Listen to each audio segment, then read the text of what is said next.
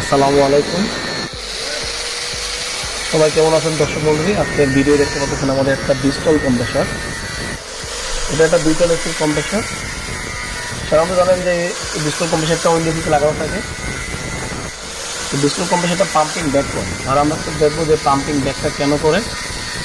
দেখতে পাচ্ছেন ভালো করে গ্যান্ডিং দিয়ে এটা আগে কাটা হচ্ছে। অবশ্যই সেফটি রেখে নিজেরা কাজ করবেন। প্রত্যেকটা সিস্টেমে কিন্তু অবশ্যই সেফটি রাখবেন। গ্যান্ডিংয়ের গ্লাসটা লাগিয়ে রাখবেন, সাইড কাভারটা, আর আস্তে আস্তে করে কাটতে থাকবেন। বেশি প্রেশার দিবেন না গ্যান্ডিংয়ে, তাহলে ডিসটার্ব হয়ে যাবে। চোখে চশমা লাগিয়ে কাজ করবেন।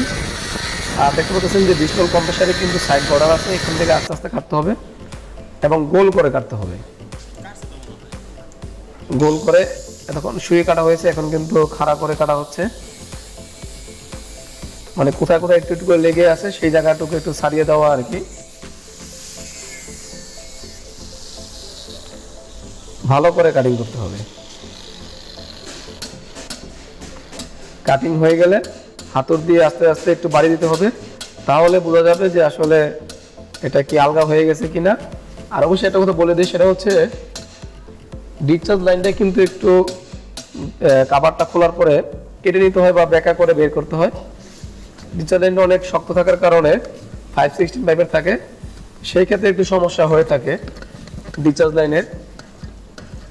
সেই ক্ষেত্রে আপনারা এই যে দেখতে আমরা কাটার পরে আস্তে আস্তে ফ্ল্যাট স্ক্রুড্রাইভার দিয়ে একটু টোকা দেওয়া হচ্ছে। অবশ্যই যাই করে যদি কোনো প্রকারে কয়েলে প্রেশার বা চাপ না খায় সেদিকে খেয়াল রাখুন। আস্তে আস্তে টোকা দিবেন। আস্তে আস্তে টোকা দিলে দেখতে পাচ্ছেন খুলে গেছে। খুবই কিন্তু ইজি, কিন্তু একটু কষ্ট করতে হয়। এখানে যে সেটের ভিতরে এটা কিন্তু একটা স্প্রিং দিয়ে লাগানো থাকে, টাইট করে বসানো থাকে। আর কম্প্রেসার দুইটা বুশের মধ্যে লাগানো থাকে। ওই স্প্রিং আপনার হেড কাভার উপরে হচ্ছে সাকশন সাইড। আর এই যে পাইপ লাইন দেখবেন, এটা দুইটা না, এই পাশে যে পাইপ লাইন হেডার সাইডে, এটা হচ্ছে ডিসচার্জের পাইপ লাইন। তাই যদি আপনার এই বডি লিকও হয়, ডিসচার্জে কিন্তু সমস্যা হয় না। ডিসচার্জ পাম্পিং করতে থাকে কিন্তু সাকশনের ঝামেলার কারণে সাকশন দিয়ে হাওয়া টানতে পারে। এখানে আমার পুরো বডিটাকে কিন্তু সাকশন ধরে রাখি, অর্থাৎ এটা সিল টাইপ হতে হবে। তারপরে এখানে কাটিং করতে হবে। এটা কাটিং করলে বাস আলগোস্তা আলগি দিলেই এটা বের হয়ে যাবে। আর এটা হচ্ছে থার্মাল প্রোটেক্টর। আমরা একটু আগে বা বলতেছিলাম যদি কম্প্রেসার অতিরিক্ত হিট হয়ে যায় তাহলে কিন্তু এখান থেকে কম্প্রেসার ডিসকানেক্ট করে দেয়। এটা কম্প্রেসারের কয়েলের সাথে লাগানো, লাগানো থাকে আর্মেচারের সাথে। আর্মেচারের সাথে কিন্তু জানেন যে কয়েল থাকে। এটা হচ্ছে আমাদের যে পিস্টন যেখানে ওঠানামা করে সেই সাইডটা। এটা আমাদের যে লাইনটা খুললাম সেটা হচ্ছে ইলেকট্রিক টার্মিনালের পয়েন্টটা। গুটি লাগিয়ে আস্তে আস্তে খুলবেন, পারাপারি করার কোনো প্রয়োজন নেই।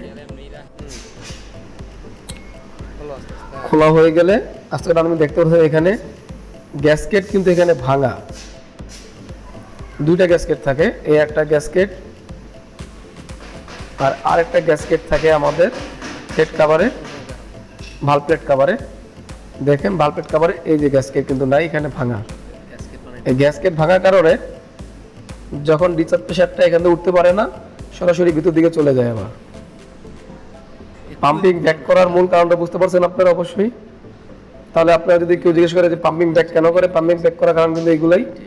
কারণ ভালভ প্লেট দ্বারা কিন্তু সাকশন সাইড এবং ডিসচার্জ সাইডটাকে আলাদা করে রাখা হয়। যখন ডিসচার্জ সাইডের প্রেশারটা সাকশন সাইডে চলে যায় তখন কিন্তু আমাদের প্রেশারটা আর বাড়ে না বা ওঠে না বা পাম্পিং হয় না, বা আপনার এসি ঠান্ডা হবে না।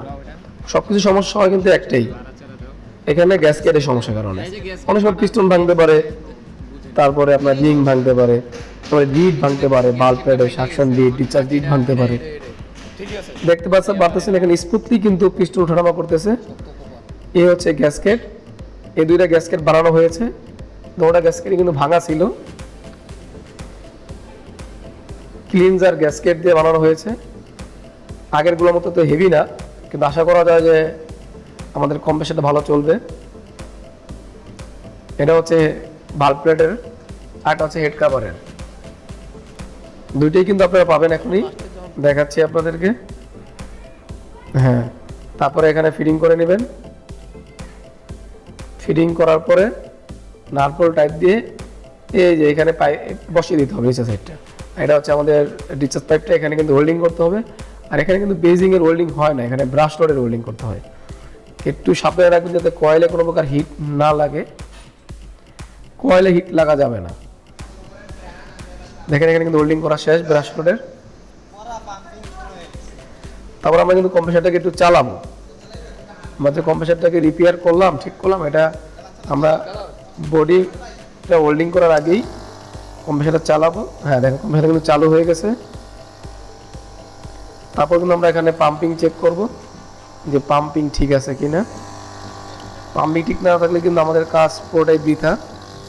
এটা 20 টু 2 টন কম্প্রেসার, ওই যে পাম্পিং চেক করা হচ্ছে দেখতে পাচ্ছেন।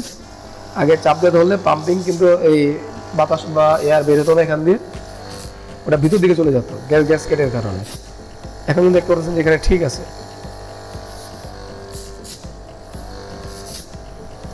শুধুমাত্র গ্যাসকেট পরিবর্তন করে কিন্তু আপনার কম্প্রেসারটা ঠিক হয়ে যাচ্ছে।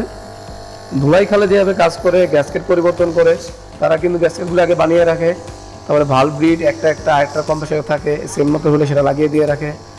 মেকানিক্যাল ঠিক করে তারা চেঞ্জ করে দিয়ে রাখে।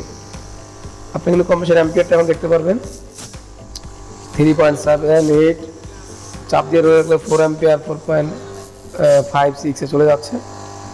আর অবশ্যই কিন্তু বলে রাখছি বারবার, ভিডিওটি ভালো লাগলে অবশ্যই লাইক শেয়ার করতে ভুলবেন না। লাইক করবেন, আপনাদের একটি লাইকে কিন্তু আমাদের ভিডিও করতে খুব উৎসাহ করে। এবং আপনাদের প্রয়োজনীয় কমেন্ট বক্সে করবেন। আমরা আর্কলিংটা করে নিয়ে আসছি, দেখতে পাচ্ছেন আর্কলিং করা হয়ে গেছে। তারপর আমরা কি করবো, সাকশন দিয়ে প্রেশার দিয়ে লিক টেস্টটা করব। লিক টেস্ট হয়ে গেলে একটা এসির মধ্যে এটা ফিটিং করে দিব। এখন কিন্তু এটা একবার সিল টাইপ 3.4 অ্যাম্পিয়ার, এটা হচ্ছে সাকশন। আর ডিসচার্জ তো লাগিয়ে দেখালাম, এই যে ডিসচার্জ লাইনটা। অবশ্যই বুঝতে পারছেন পাম্পিং ব্যাক হলে কি করতে হবে। 20 টন কম্প্রেসার, রোটারি কম্প্রেসার টাইপটা কিন্তু একটু আলাদা, কিন্তু 20 টন কম্প্রেসার আমাদের আর ফ্রিজের যে রেসিপ্রোকেটিং সিল টাইপ কম্প্রেসার কিন্তু একই। আর 20 টনও কিন্তু রেসিপ্রোকেটিং সিল টাইপ কম্প্রেসারের মধ্যেই পড়ে। এই যে আমরা একটা 2 টন এসিতে লাগিয়ে দিয়েছি, এটা হোল্ডিং করার পর এখানে রং করে দেওয়া হয়েছে। আর চার্জিং লাইনটা ব্লক করে দেওয়া হয়েছে, কারণ স্পিডটা এসিতে চার্জিং লাইনের প্রয়োজন নাই। এখানে করে গ্যাস চলে সাকশনের ঠান্ডায় আইস চলে আসছে, মনে হচ্ছে গ্যাস একটু বেশি হয়ে গেছে বা ইনডোরের ফ্যানটার স্পিড একটু কম, সেটা ঠিক করতে হবে। এতক্ষণ বন্ধু যারা ভিডিও দেখছেন তাদের অসংখ্য ধন্যবাদ। সকলে ভালো থাকবেন, আর লাইক করতে ভুলবেন না, সাবস্ক্রাইব করতে ভুলবেন না। সাবস্ক্রাইব করে সাথে থাকলে তাহলে আপনারা নতুন ভিডিও, এরকম ভিডিও আরও অনেক পাবেন। আপনার জন্যই কিন্তু আমি ভিডিওগুলো ক্রিয়েট করে থাকি, দেখতে পাচ্ছেন। সকলে ভালো থাকবেন, আল্লাহ হাফেজ। আর অবশ্যই ভিডিওটা শেয়ার করবেন। ভিডিও শেয়ার করলে যারা পারেন তারাও কিন্তু একটু করে শিখবে। আর শিখলে কিন্তু কারো কোনো ক্ষতি নেই, শিখা সবার জন্য উন্মুক্ত। আল্লাহ হাফেজ, ভালো থাকবেন।